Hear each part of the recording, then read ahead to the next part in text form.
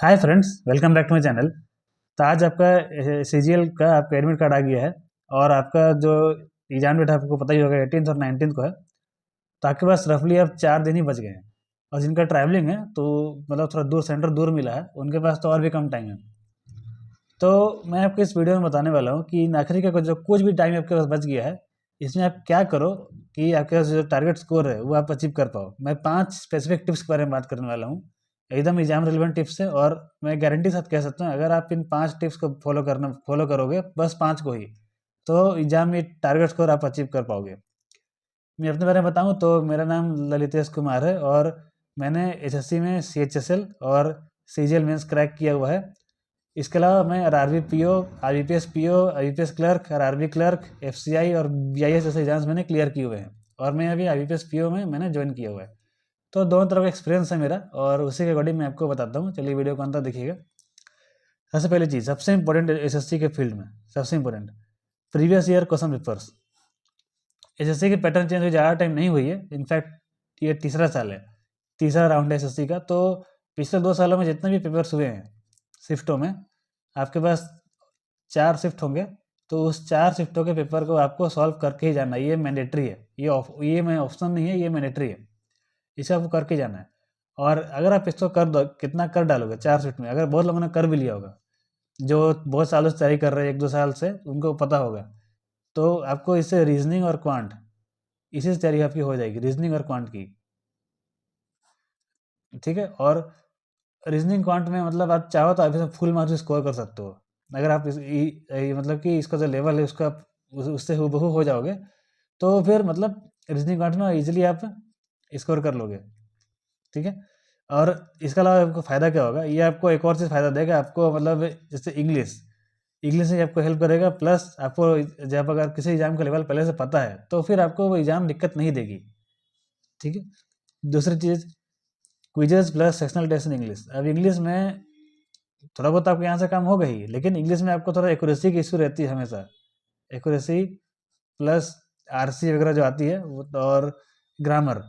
तो इस सब के लिए आप अभी क्विजेस लगाओ, इस पर फोकस करो, क्योंकि नई चीज़ें तो कुछ पढ़नी ही नहीं है। आपने जो पढ़ लिया है वो काफ़ी एग्जाम निकालने के लिए है। ठीक है, आपको लगाना है क्विजेस प्लस सेक्शनल टेस्ट लगाओ जो इंग्लिश की आती है, लगाओ बस, और उसको एनालाइज कर लो, डेट्स इट। इंग्लिश में भी आप रेडी हो जाओगे। इंग्लिश सबसे ज़्यादा वेटेज कवर करता है 135 मार्क्स की, तो इसका आपसे इस सेक्शन का आप छोड़ना बिल्कुल एफोर्ड नहीं कर सकते हो। देन आता है आपका जीए रिवीजन। 25 क्वेश्चन आते हैं जीए के, लेकिन ये ऐसे है कि अगर आप इसमें मतलब अगर आप इसे 50% भी एटलीस्ट स्कोर कर सकते हो, ये कर लेते हो, तो ये आप एक बूस्ट की तरह काम करेगा। मतलब अगर जैसे आपने 12 से 14 क्वेश्चन अगर सही कर लिए, देन ये आपके लिए एक बूस्ट हो जाएगा। बाकी सेक्शन में आपको जो मार्क्स मिलेंगे तो मिलेंगे ही, प्लस इसमें आपको बूस्ट हो जाएगा। इसके लिए कहाँ से करना है, तो आप जैसे वीडियो मैराथन कर लो अभी जीए रिवीजन का, एसएससी परमार और काफ़ी सारे चैनल्स पे अभी आ जा रहे हैं वीडियो मैराथन। उन सबको कोशिश करो कि आप जैसे अगर आप 2 ही करके जाओ, लेकिन वो 2 को आप एटलीस्ट 2 से 3 बार करके करके जाओ, ताकि वो दिमाग में आके बैठ जाए। आपको जीए याद नहीं होता है, आपको उसको मतलब दिमाग में बैठाना रहता है लगातार पढ़ पढ़ के। ठीक है, ऐसे करोगे तो जीए के मतलब आखिरी कुछ दिनों में जीए में आप इजीली 7 से 8 नंबर आप गेन कर लोगे इजीली।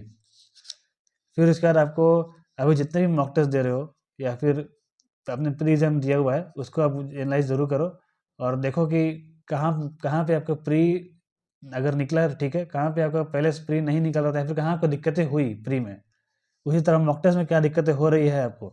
तो उन जो 2-4 टॉपिक्स है उसको आपको मतलब सॉर्ट आउट करना है, एंड कि मेंस में जो है वो आपसे उसमें फुल मार्क्स ला पाओ, वो आपको दिक्कत ना दे। ठीक है, ये देखो, ये आपके पास 4 टॉपिक्स हो गया। प्रीवियस क्वेश्चन पेपर करोगे, आपको रीजनिंग क्वांट फुल और फुल मार्क्स मिलेंगे आपको, इसलिए आपके यहाँ मतलब 10 से 15 नंबर आपके यहाँ बढ़ेगा। आप अगर इंग्लिश में लगाओगे सेक्शनल क्विजेस प्लस टेस्ट, तो आपको एक्यूरेसी बढ़ेगी प्लस स्कोर भी बढ़ेगा इंग्लिश में। इसलिए आप इंग्लिश में 120 प्लस टारगेट कर पाओगे। जीए जीए के जैसे बताया, तो आप 60 से 8 नंबर यहाँ स्कोर कर लोगे मैराथन के थ्रू। एंड मॉक टेस्ट ये ज़रूरी है, एनालाइज करना बहुत इंपॉर्टेंट है। अगर प्री एग्जाम में आप देखो, आप एक रियलिस्टिक एग्जाम में आप कहाँ अपनी गलतियाँ की, कहाँ आपको दिक्कतें हुई, वो सब दिक्कतें आपको मेंस में नहीं होनी चाहिए। ठीक है, इतना करोगे तो आपको इजीली, जैसे आप यहाँ देखो 10 15 10 20 ईजिली आपको मतलब 35 से 40 नंबर की आपको बढ़ोतरी मिलेगी ईजिली। और ये छोटे छोटे नंबर नहीं होते हैं, मतलब एक एक नंबर से यहाँ पे आपका सिलेक्शन रुकता है या फिर हो जाता है। तो अगर आप इतना गेन कर रहे हो तो ये बहुत इंपॉर्टेंट चीज़ है। और last but not the least, just have belief in your preparation. सबसे इंपॉर्टेंट चीज़ है, आपने जितना भी तैयारी कर पाए हो, ठीक, कोई भी 100% तैयारी करके नहीं जाता है। ठीक है, जो टॉपर्स हैं, जो निकालते हैं एग्जाम, वो भी उन लोगों का तैयारी भी इतना नहीं रहता है। लेकिन आप ये मेक श्योर करना है आपको कि आप अगर आप 70% पे हो, तो आपको जितना भी 70% किया है उससे एक भी क्वेश्चन नहीं छूटना चाहिए। उससे एक भी क्वेश्चन अगर छूट गया तो फिर आप अपनी तैयारी को जस्टिफाई नहीं करोगे।